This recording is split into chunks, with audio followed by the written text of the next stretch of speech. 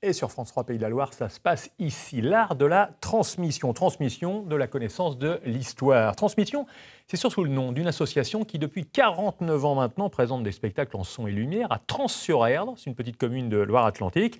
À chaque rentrée, en soirée évidemment, c'est mieux pour un son et lumière, le spectacle accueille quelques 10 000 spectateurs. Cette année, il a donc lieu entre le 26 août et le 11 septembre. Et depuis 6 ans, il nous raconte la guerre, 1939-1945, Nantes, ses alentours, l'occupation, la résistance, la libération et bien sûr les 50 otages. Il est intitulé « Dans la nuit, liberté ».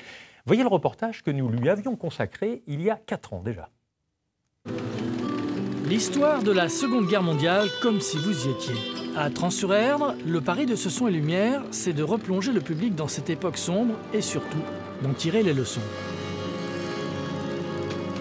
Je veux que demain, 27 chevaux nous soient livrés à sa frais. Mais c'est pas possible. 280 bénévoles de tous âges, des décors comme au cinéma et une envie commune de transmettre une mémoire. Dans cette campagne marquée par la guerre, ça fait plus de 30 ans que ça dure et à chaque fois, ça se perfectionne. Voilà. Nous avons donc un nouveau décor qui a été mis en place cette semaine. Dans ce spectacle vivant, c'est la grande histoire qui est balayée, mais aussi la petite histoire avec les 50 otages, les fusillés de Châteaubriand ou le maquis de Saffré. Les personnages retracent bien la division des Français. Collaborer ou résister, le choix n'était pas évident au moment des faits. Tu crois que nous pourrons nous cacher ici? Oui, bien sûr. Mais sache que j'ai toujours peur de la délation, bien plus que des Allemands. Bien sûr, on rêve de sauver la France, de sauver ses amis, de se battre pour son pays. Mais qu'aurions-nous fait devant tant de difficultés sur le terrain? Aujourd'hui, c'est facile de dire qu'on aurait été résistant, puisque ça a sauvé la France. Et pour nous, aujourd'hui, c'est facile. Mais à l'époque, être collabo, c'était beaucoup plus facile, c'était beaucoup moins compliqué. Ils avaient peur. Ils voulaient pas mourir, mais ils avaient tort. Pour les collégiens de Treillères, jouer sur Erdre et d'ailleurs, cette leçon d'histoire, c'est mieux que dans un livre. Et parmi nous ce soir sur ce plateau, bonsoir Émilie Pajot. Bonsoir. Vous êtes comédienne bénévole depuis quelques années maintenant. Vous allez nous raconter un peu votre expérience dans cette association Transmission. Philippe Guillard, bonsoir. Bonsoir. Vous êtes le boss. Vous avez vu dans le reportage, vous n'avez pas trop changé, à part la barbe qui a poussé depuis, président de l'association Transmission. Justement, le reportage à 4 ans, il y a des choses qui ont évolué. Alors l'histoire est toujours la même, mais est-ce qu'il y a des grands changements dans le spectacle? Alors, il y a toujours des changements, parce qu'on cherche toujours à améliorer nos scènes. Là, cette année, notamment dans la scène des déportés, on a un nouveau wagon qui prend place et qui va vraiment donc donner le filage complet depuis l'arrivée des prisonniers jusqu'à leur issue fatale, malheureusement.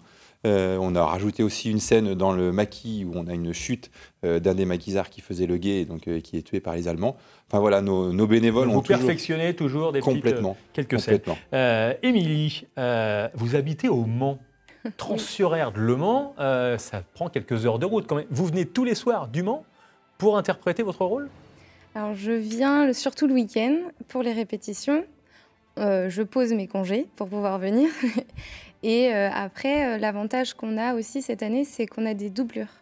Donc du coup, comme je suis un rôle parlé et que je ne pourrais pas être là tous les soirs, j'ai Paloma, donc ma doublure, qui me remplace pour ces spectacles-là. D'accord, ça permet un petit peu d'éviter de la fatigue. Ça fait quelques années maintenant que vous êtes dans l'association. On peut dire votre âge? Oui. Vous avez 23 ans et vous y êtes depuis l'âge de 15 ans. Comment, à 15 ans, vous avez eu envie de participer à une telle aventure, raconter une telle histoire qui est quand même pas banale? Moi, je suis arrivée avec le spectacle précédent, déjà. Donc, c'était Un homme nommé Jésus. Et donc, à la sortie de la 3e, j'avais très envie de me spécialiser dans l'univers du spectacle, la comédie, etc. Donc, Michel Monnier, qui est donc l'ancien président de l'association, m'a proposé de venir avec les régisseurs. Donc, je suis venue en stage avec eux cette première année. Puis, en même temps, vu que le soir, on ne pouvait pas tous être en régie, j'ai demandé à savoir si je pouvais aller sur scène. On m'a dit oui, et puis une fois qu'on a... Le virus vous a pris et vous a jamais lâché. Exactement, on met un pied dedans, on ne ressort pas. Alors, Émilie, Philippe Guillard parlait justement du spectacle précédent. Tous les 10 ans, le spectacle change à peu près, tous les 8 à 10 ans. Celui-là, il est parti pour durer un peu plus, parce que ça demande beaucoup de gens, ça nécessite beaucoup d'éléments de décor que vous perfectionnez, ou alors vous allez de toute façon changer? Alors, très honnêtement, aujourd'hui, oui, effectivement, l'investissement a été lourd, important. On avait été parti sur une dizaine d'années, donc si on compte bien 2015, donc 2025. On est au milieu du guet, là. Hein. L'échéance approche, oui, tout à fait, on est au milieu du guet. Et voilà, pour l'instant, on a des idées pour les prochains spectacles, bien entendu, mais je dirais qu'aussi, on savoure un petit peu donc l'arrivée du public qui est toujours aussi intéressante et voilà, qui plébiscite notre spectacle. Parce que là, l'histoire est vraiment locale. On parle du maquis de Saffré, tout près de Trans-sur-Erdre, hein, près de Châteaubriand. On parle des 50 otages, qui en fait n'étaient que 48, mais qui ont tout de même été fusillés. C'est une histoire qui parle encore parce qu'elle est locale. Elle est locale, et puis aussi on a un message vraiment d'espoir par rapport à la liberté, ça c'est un point important également, et on a un clin d'œil sur la fin du spectacle à toutes les libertés qui ont été gagnées dans les différents combats à travers le monde. Donc on a aussi un focus national et international, et on essaye de mixer les deux en fin de compte au niveau de nos spectacles. C'est important pour vous de jouer un spectacle comme celui-ci dans la période qu'on traverse aujourd'hui, où il y a quand même toujours des conflits, on vient de le voir avec l'Afghanistan, il y a toujours des guerres. Oh bah oui, parce qu'il y a le devoir de mémoire déjà, et aussi c'était pas il n'y a pas si longtemps, hein, malgré tout. Donc aujourd'hui, on a de moins en moins de monde qui pourront nous communiquer ce qui s'est passé. Donc je pense que c'est très important, au contraire, qu'on soit un peu ces passeurs, justement, pour pouvoir ne pas oublier et ne pas reproduire malgré certaines peut-être circonstances actuelles, mais voilà, essayer de prendre sur nous et de vivre avec. Bon, il y a des bénévoles qui arrivent sans cesse, frapper à votre porte en disant « je veux participer, je veux apporter ma pierre à l'édifice », aussi bien sur scène, comme on le voit, ou alors côté coulisses, parce qu'il faut réparer les véhicules, il faut coudre les boutons sur les uniformes, il y a plein de travail. On a aussi cette chance-là, en fait, c'est qu'on a toujours des bénévoles qui veulent venir, qui veulent s'investir. On a aussi nos bénévoles qui sont là depuis, vous le disiez tout à l'heure, 49 ans. Près de 400 bénévoles en tout. Hein. Tout à fait, près de 400 bénévoles, dont l'âge le plus jeune, il a 2 jours, 3 jours, une semaine maintenant. Et il joue dans le spectacle? Non, pas encore. Non. Pour l'instant, il est avec la maman. Bon, ça va de 2 à 80 ans, je crois. Voilà, exactement.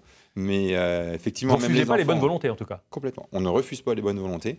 Et puis après, on demande à nos bénévoles de s'investir sur le spectacle, bien entendu, mais aussi sur toutes les tâches qui sont à côté, que ce soit l'accueil du public, la restauration. Alors la restauration, vous en parlez, parce que vous avez aussi un double rôle. Vous jouez dans le spectacle, Émilie, mais avant, vous accueillez le public. Certains autres comédiens, eux, servent à table, parce qu'on peut dîner avant le spectacle.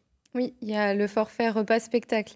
Donc les bénévoles, donc le spectacle commence à 21h30, mais avant, donc à partir de 18h30, quand le site s'ouvre, eh bien il faut accueillir le public, et souvent ce sont ces bénévoles qu'on retrouvera sur scène qui viennent accueillir le public. Donc il y a plein de rôles à jouer à ce moment-là. Il y a le service, il y a donc les passes sanitaires pour cette année, l'accompagnement des groupes, le placement dans les gradins. Il y a plein de travail. Il y a ce qu'il faut. L'an dernier, il n'y a pas eu de spectacle, pour les raisons qu'on connaît. On a l'impression, à vous entendre tous les deux, qu'il y a un esprit vraiment de camaraderie dans cette grande troupe de bénévoles. Vous vous voyez en dehors? Est-ce qu'il y a des liens amicaux? Allons-y carrément. Est-ce qu'il y a eu des unions entre bénévoles? C'est presque une grande famille. C'est une grande famille. La famille de transmission est une grande famille où on se retrouve. On aime se retrouver aussi en dehors des spectacles, puisque donc, toute l'année, on a de l'activité autour, alors à la fois d'un certain travail pour nos costumes, pour également nos décors, mais aussi des moments un peu plus festifs, parce que c'est vrai qu'il faut savoir aussi récompenser et mettre en avant le travail qui est fait par les bénévoles. Donc effectivement, même si l'année qui vient de passer a été un petit peu plus complexe, on arrive à se retrouver, et c'est surtout ça en fin de compte que chacun recherche, c'est cette ambiance, cette convivialité. Pas simplement le spectacle, c'est tout ce qu'il y a autour. Voilà. Vous êtes fait des amis ou...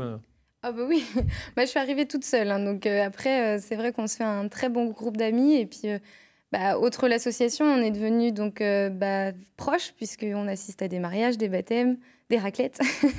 Donc non, on partage des très bons moments dans l'asso, pour l'asso et hors de l'asso. Bon, très bien. On va pouvoir voir ça, pour celles et ceux qui ne connaissent pas le spectacle, mercredi prochain. Soyez bien sur France 3 Pays de la Loire, non seulement à 18h30 évidemment, mais aussi à 23h15. En deuxième partie de soirée, on va vous présenter un film intitulé « Les passeurs de l'Erdre ». C'est un documentaire sur l'association Transmission, sur la préparation, les coulisses du spectacle.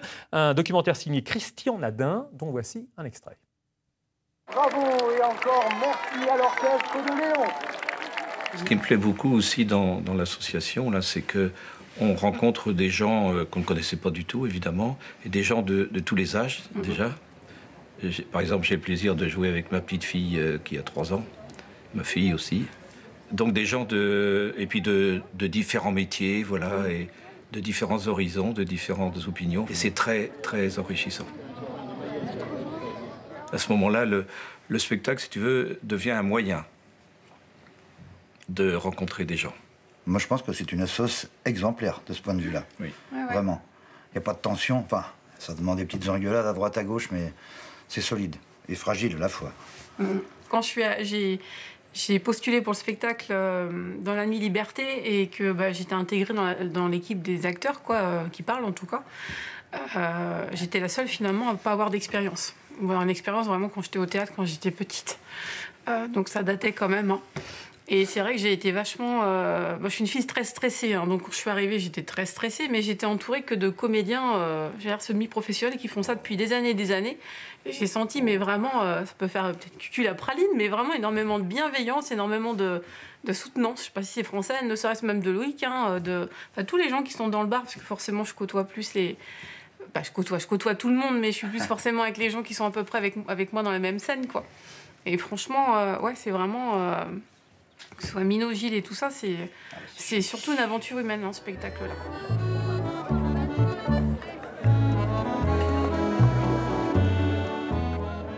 Voilà, Les Passeurs de l'Erdre, documentaire de Christian Nadin, mercredi prochain à 23h15 sur France 3 Pays de la Loire. Le spectacle, lui, c'est jusqu'au 11 septembre à Trans-sur-Erdre. Un dernier mot, est-ce qu'il reste des places? Oui, il reste des places. Et vous pouvez réserver sur le site internet. Émilie Pajot, j'ai une dernière question à vous poser. Qu'est-ce que vous avez appris sur vous? Qu'est-ce que ça vous apporte, tout ce spectacle, toute cette ambiance, tout ce travail que vous faites depuis l'âge de 15 ans? L'aspect humain, de pouvoir partager des choses qui sont uniques et aussi pouvoir s'ouvrir aux gens. Voilà.